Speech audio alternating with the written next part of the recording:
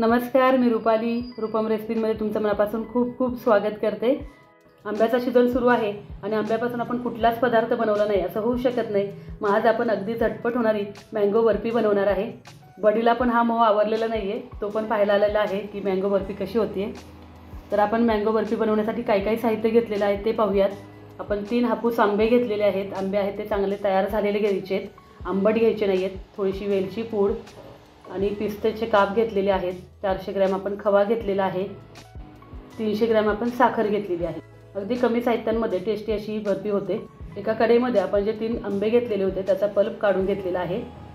तो पल्प आपण कढईमध्ये घालूयात।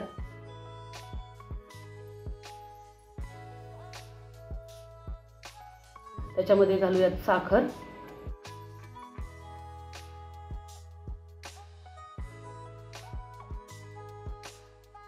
साखर विरघळेपर्यंत आपण हे मिश्रण छान हलवायचं आहे।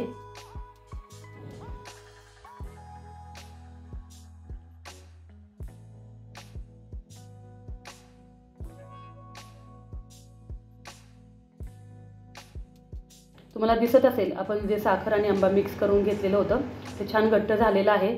आता त्याच्यामध्ये आपण जो खवा घेतलेला आहे तो टाकायचा आहे। खव्याच्या सर्व गाठी आपण मोडायच्या आहेत आणि हे मिश्रण छान घट्ट होईपर्यंत आपल्याला परतून घ्यायचं आहे। पूर्ण साखरेचा पाक होईपर्यंत आपल्याला हलवायचं आहे।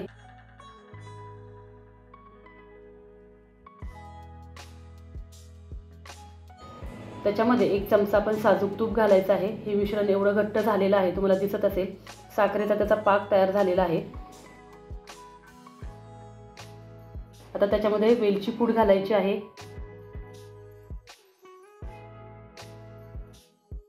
थोडंसं केशर घालायचं आहे। परत एकदा थोड्या वेळ हलवून घ्यायचं आहे। अगदी घट्टसर हे मिश्रण होऊन द्यायचंय। घट्ट मिश्रण झाल्यानंतरच आपली बर्फी सेट होते।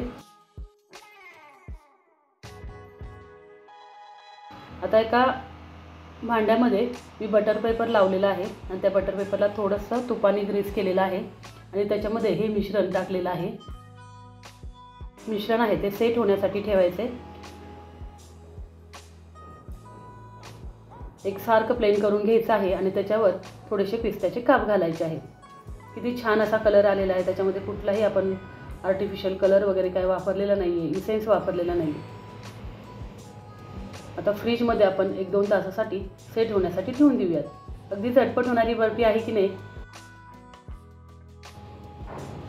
2 तास झालेले आहेत। अशा पद्धतीने आपली ही बर्फी छान सेट झालेली आहे। आता त्याच्या आपण वड्या पाडून घेऊयात।